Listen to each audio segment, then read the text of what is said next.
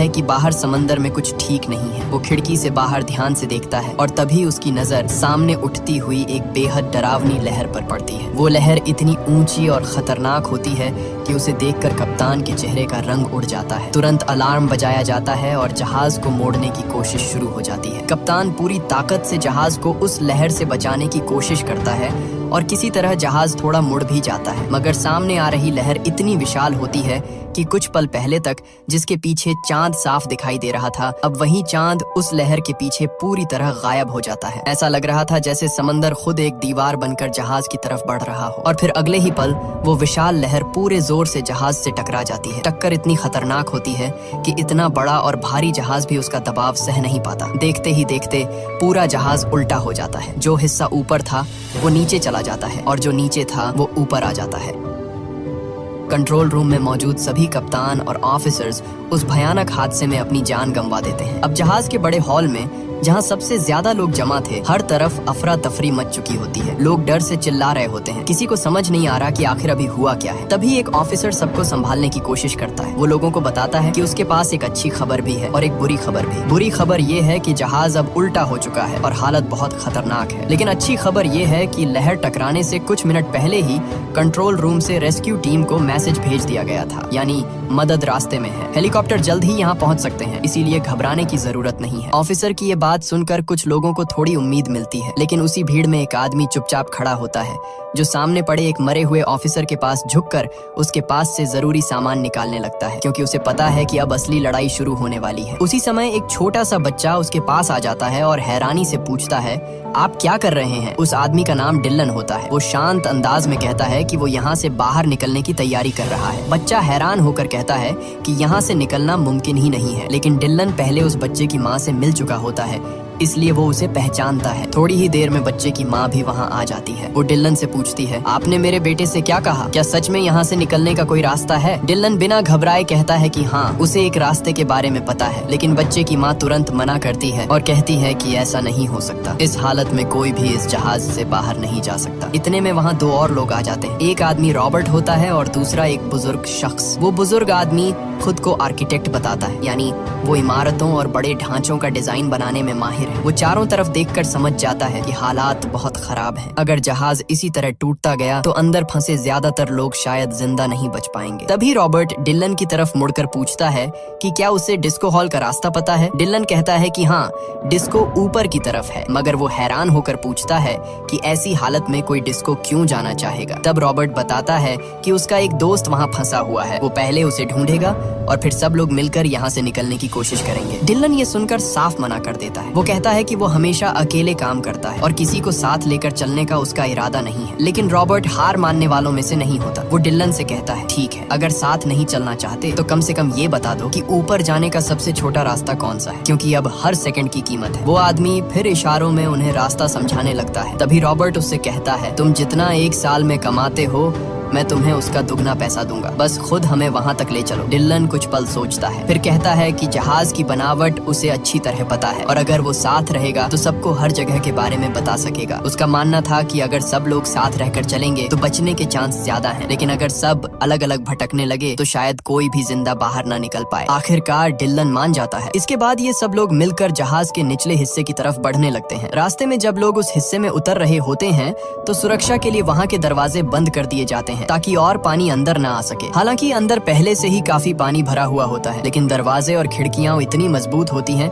कि बाहर का और पानी अंदर नहीं आ पाता। सब लोग धीरे धीरे आगे बढ़ते रहते हैं। हर किसी के मन में बस एक ही डर है, किसी तरह जहाज के नीचे वाले हिस्से तक पहुंचना है और वहां से बाहर निकलने का रास्ता ढूंढना है। लेकिन थोड़ी दूर जाने के बाद उनका रास्ता अचानक रुक जाता है। आगे का दरवाजा बंद होता है और उसके सामने कई लोगों की लाशें पड़ी होती हैं। ये देखकर माहौल और डरावना हो जाता है। सब लोग मिलकर उस दरवाजे को खोलने की कोशिश करते हैं। उन्हें उम्मीद होती है कि अगर ये खुल गया तो शायद आगे का रास्ता मिल जाएगा, मगर कितनी भी कोशिश कर लें दरवाजा हिलता तक नहीं। तभी अचानक ऊपर वाले फ्लोर की लिफ्ट का दरवाजा खुल जाता है। ये देखकर सबको एक नया रास्ता दिखाई देता है। अब लोग किसी तरह एक दूसरे की मदद से उस लिफ्ट वाले रास्ते से ऊपर चढ़ने लगते हैं। धीरे धीरे लगभग सब लोग ऊपर पहुंच जाते हैं, लेकिन पीछे 2 लोग रह जाते हैं, एक वही बुजुर्ग आदमी और एक जहाज का कर्मचारी। इतने में अचानक नीचे लगी लोहे की पट्टी खिसक जाती है और रास्ता टूट कर गिर पड़ता है। अब हालत ये हो जाती है कि वो लोग मुश्किल से लिफ्ट के किनारे से लटक कर अपनी जान बचाने की कोशिश कर रहे होते हैं। हालत इतनी खतरनाक हो चुकी थी कि अगर ऊपर से गिरती हुई लिफ्ट उनसे टकरा जाती तो उनकी मौत तय थी। डिलन ऊपर से बुजुर्ग आदमी का हाथ पकड़े हुआ था, जबकि नीचे गाइड उस बुजुर्ग की टांग पकड़कर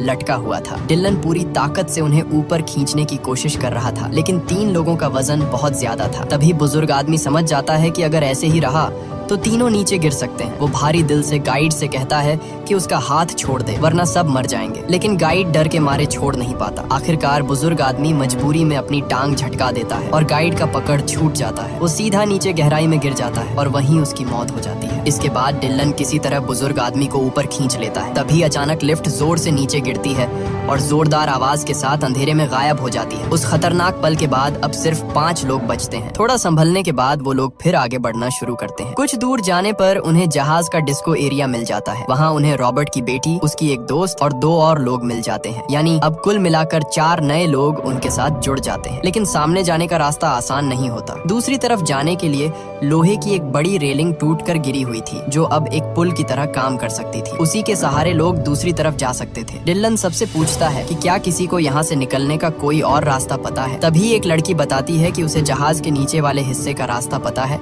और शायद वहीं से बाहर निकलने का मौका मिल सकता है। इसके अलावा कोई दूसरा रास्ता नहीं था। अब सब लोग एक एक करके उस गिरी हुई रेलिंग पर चढ़कर दूसरी तरफ जाने लगते हैं। धीरे धीरे 5 लोग उस पार पहुंच भी जाते हैं। तभी एक शराबी आदमी भी उसी रास्ते से जाने लगता है। वो जैसे ही रेलिंग के बीच तक पहुंचता है, अचानक ऊपर से इंजन का एक भारी हिस्सा टूटकर उसके ऊपर आ गिरता है। टक्कर इतनी जोरदार होती है कि वो आदमी वहीं दब जाता है और रेलिंग भी टूटकर उसके साथ नीचे गिर जाती है। नीचे पानी भरा हुआ था और उस पानी में आग लगी हुई थी। इंजन का टुकड़ा, टूटी रेलिंग और वो आदमी सब उसी जलते हुए पानी में गिर जाते हैं। कुछ ही सेकंड में आग उसे अपनी लपटों में ले लेती है और उसकी भी मौत हो जाती है। अब हालत ये हो जाती है कि कुल 8 लोग बचे हैं, लेकिन उनमें से सिर्फ 5 ही दूसरी तरफ पहुंच पाए हैं। रॉबर्ट, उसकी बेटी और डिलन अभी भी पीछे फंसे हुए हैं। नीचे पानी में आग जल रही थी और ऊपर से जहाज का ढांचा कभी भी टूटकर गिर सकता था। अब उन्हें कोई ऐसा रास्ता ढूंढना था जहाँ नीचे पानी हो, ताकि अगर कूदना पड़े तो शायद जान बच सके। डिलन समझ जाता है कि अगर नीचे पानी तक पहुंच जाए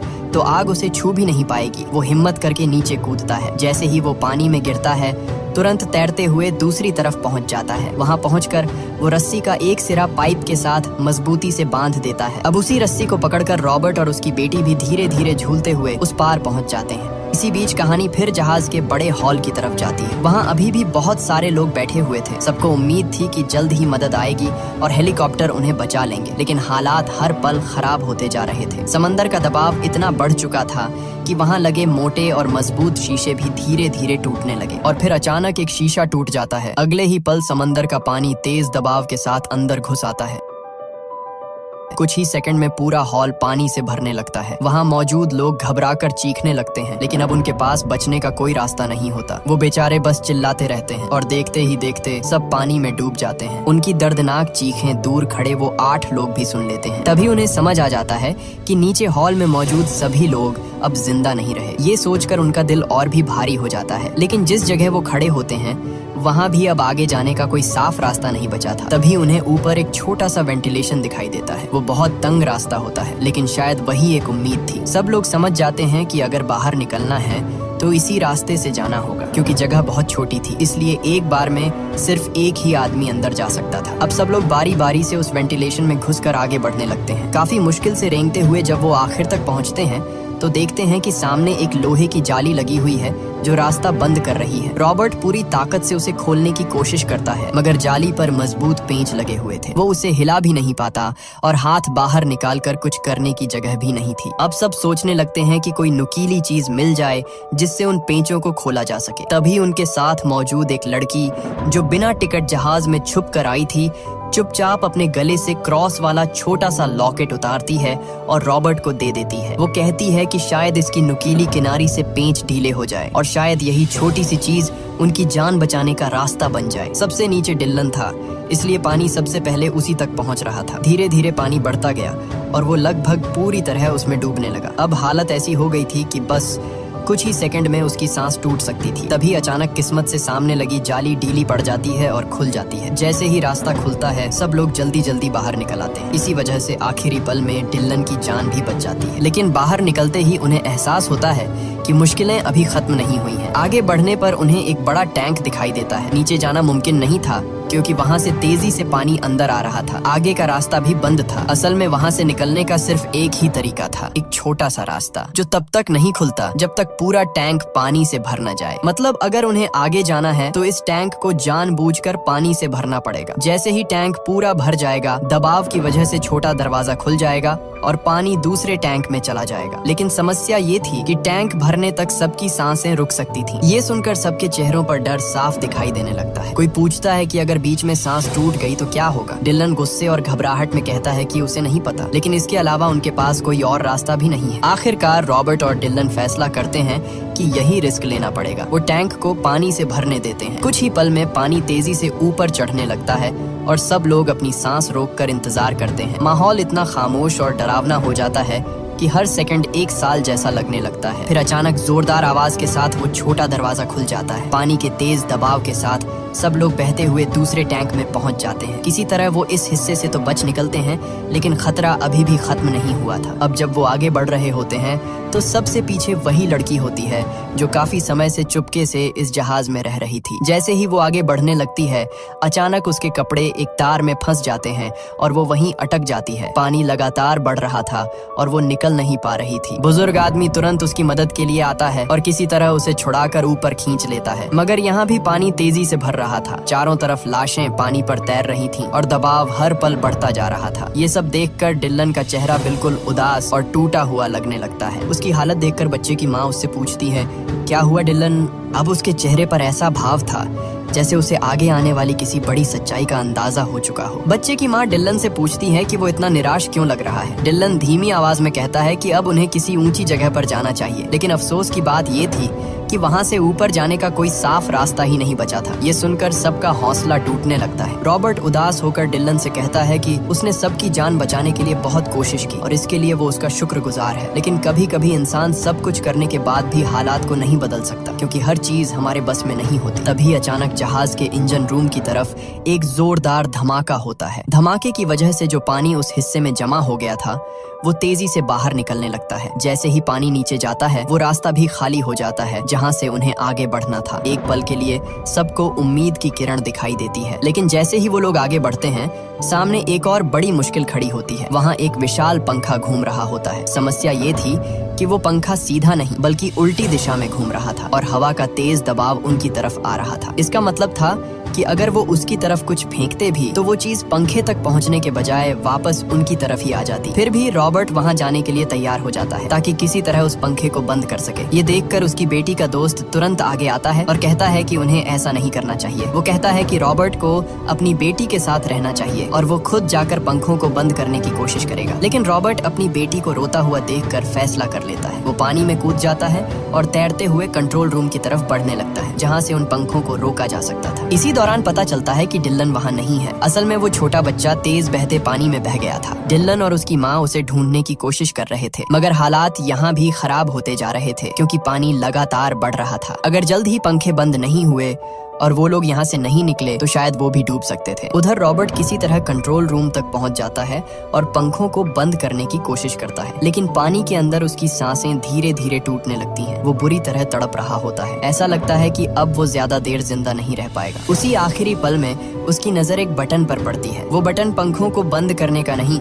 बल्कि उन्हें उल्टी दिशा में घुमाने का था, यानी पंखों की घूमने की दिशा बदली जा सकती थी। मरने से ठीक पहले रॉबर्ट उस बटन को दबा देता है। बाहर खड़े लोग अभी भी परेशान थे कि पंखे बंद क्यों नहीं हो रहे, लेकिन तभी रॉबर्ट की बेटी का दोस्त अचानक नोटिस करता है कि जो चीजें पहले उनकी तरफ आ रही थीं, अब वो उल्टी दिशा में जाने लगी हैं। इसका मतलब था कि पंखों की दिशा बदल चुकी थी और अब शायद उनके पास बच निकलने का आखिरी मौका था। अब हालात बदल चुके थे। पहले हवा का दबाव उनकी तरफ आ रहा था, लेकिन रॉबर्ट द्वारा बटन दबाने के बाद सब उल्टा हो गया। अब हवा दूसरी दिशा में जाने लगी थी। यह देखकर रॉबर्ट की बेटी का दोस्त तुरंत डिलन से कहता है कि अब रास्ता साफ हो चुका है। इसी बीच पंखे भी आखिरकार टूटकर रुक जाते हैं। जैसे ही रास्ता पूरी तरह खुलता है, सब लोग जल्दी जल्दी उस रास्ते से निकलने लगते हैं। एक एक करके वो जहाज के बाहरी हिस्से तक पहुंचते हैं और बिना देर किए सीधे समुद्र में कूद जाते हैं। पानी में गिरने के बाद वो तेजी से तैरते हुए पास ही मौजूद एक छोटी लाइफ बोट तक पहुंचते हैं जो उसी जहाज की थी। किसी तरह सब लोग उस छोटी नाव में चढ़ जाते हैं, लेकिन खतरा अभी खत्म नहीं हुआ था। जैसे ही वो नाव में बैठते हैं, पीछे से विशाल जहाज पोसाइडन उनकी तरफ झुकने लगता है। ऐसा लग रहा था जैसे पूरा जहाज अभी उन पर गिर पड़ेगा। ये देखकर सब लोग घबराकर जल्दी जल्दी नाव चलाने लगते हैं ताकि जितनी जल्दी हो सके वहाँ से दूर निकल जाए। कुछ ही पलों में वो काफी दूर पहुँच जाते हैं और फिर उनकी आंखों के सामने वो नजारा आता है जिसे देखकर कोई भी सन्न रह जाए। वो विशाल और शानदार जहाज जो कुछ समय पहले तक पूरे गर्व के साथ समुद्र पर तैर रहा था, अब धीरे धीरे पूरी तरह समंदर में डूब चुका होता है। थोड़ी देर बाद उनमें से एक फ्लेयर गन चलाता है ताकि जो रेस्क्यू टीम उन्हें ढूंढ रही है वो दूर से इस रोशनी को देख सके। और सच में कुछ ही देर बाद आसमान में हेलीकॉप्टर की आवाज सुनाई देने लगती है। मदद आखिरकार पहुंच चुकी होती है। अब जो लोग बच गए थे उनकी जिंदगी का एक नया अध्याय शुरू होने वाला था।